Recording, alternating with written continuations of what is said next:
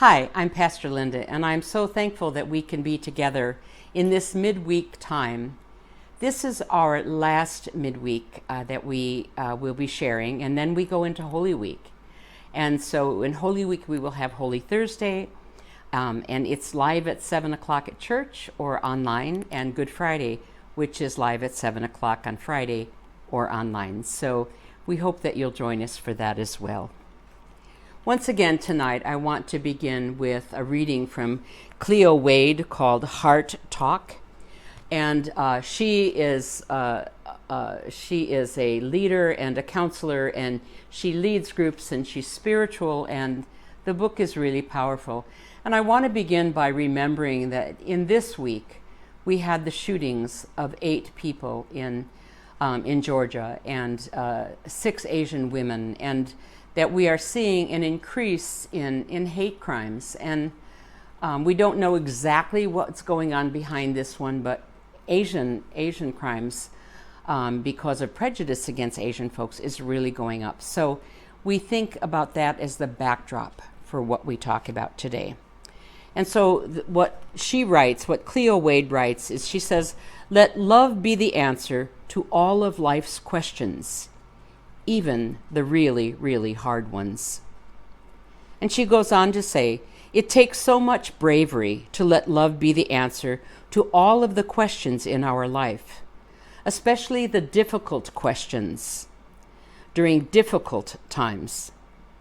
But committing to that level of courageous tenderness is exactly what is needed most in the face of adversity. When we decide that we are going to love no matter what, we embody the ability to make peace in a way that can transcend any struggle or conflict. Don't let any situation cause you to create blocks between you and your ability to give love and empathy." I'm going to repeat that. Don't let any situation cause you to create blocks between you and your ability to give love and empathy. Be fearless enough to love without barriers. It is not always easy, but it is always worth it. Let the enduring strength of love carry you through whatever you encounter in life. I'll say it again. Let the enduring strength of love carry you through whatever you encounter in life. This is what it means to truly live with compassion. And I'll read again what she said at the beginning. She said, "Let love be the answer to all of life's questions, even the really, really hard ones."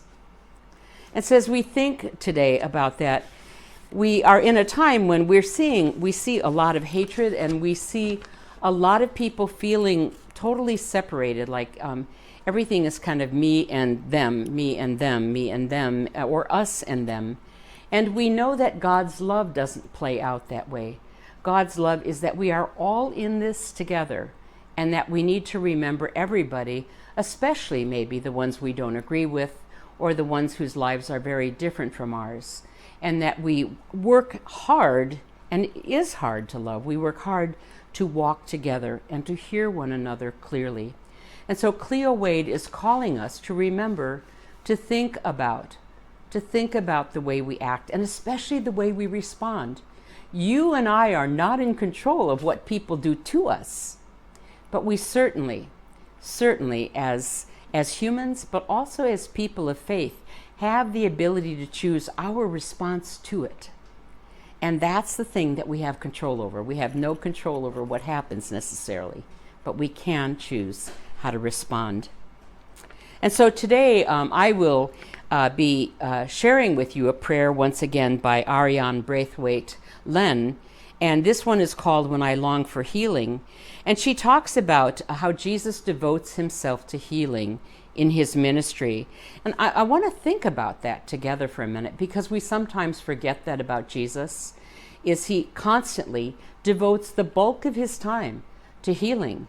He goes to a new place and people already know he's coming, and the whole village or the whole town has turned out. They've carried people to him. They brought all kinds of things and people and situations to him so that he can heal them. And he heals as many as he can. He can't always get to everyone.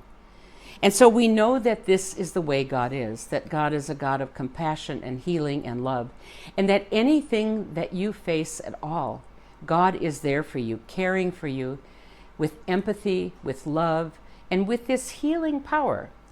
Now, the healing power doesn't always make suffering or bad things go away. I wish it did. But that won't happen till the end of time, when God gathers all life back to God in a whole new creation, and there will be no more suffering or bad stuff or hatred or war or hunger. All of that stuff will go away. But in the meantime, remember always, every day, remember that God is always healing, that Jesus spent his whole life doing that, and then some teaching and other things as well. And so what we learn is that we can trust to bring our pain and our suffering to God.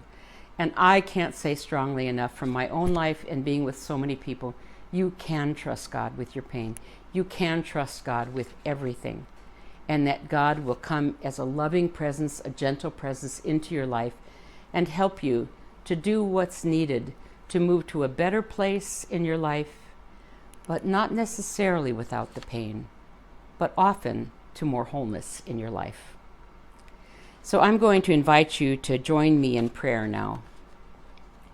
Dearest Jesus, you devoted yourself to healing. I praise and thank you for the sight you restored, the souls you freed, the broken legs you made to run, the flaking skin you smoothed with love. I praise you for the homeless hearts you gave a resting place, the insecure identities you brought purpose, the torn relationships you offered restoration, the lives plagued by evil that you freed once and for all. You opened your arms to broken people, Lord, and said, "Come to me."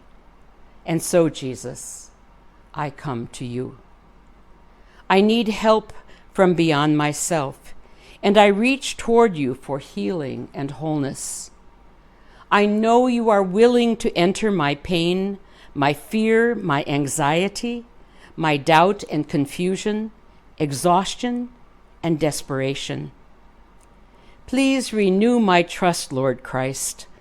I know being honest and crying out to you opens the path toward deeper healing. I may not be cured, but in you I can be whole.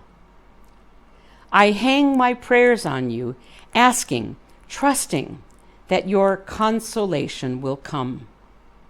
How gracious you are to me.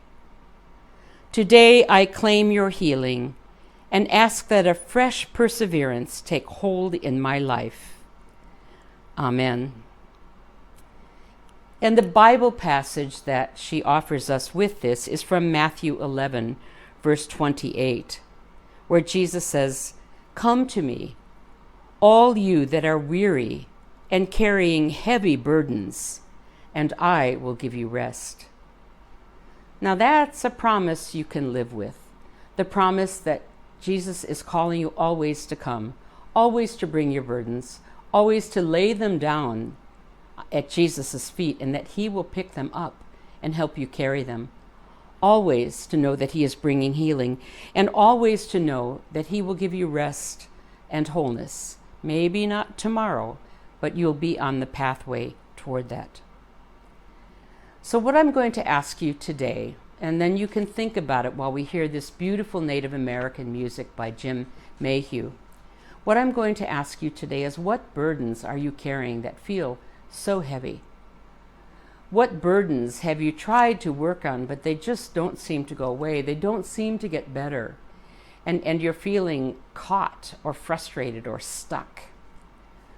What are the burdens that you would like to get rid of, that are inside you? And I talk about, I feel like I have dark closets in my soul. And sometimes a door will spring open and I'll look in that and go, oh my goodness, what is that? And that way I can bring it out and talk about it with God and work on it. What do you have in those dark closets that still is causing you pain, but yet you haven't been able to get rid of it? Jesus says, "Come to me and lay your burdens upon me." So think about where you'd like to clean house in your soul, in your mind, in your emotions, in your strength. And today, when you think of those things, when you bring them up, while we listen to this music, offer them to Lord Christ and say, I need help. Help me and show me and lead me. Now let's listen to the beautiful music.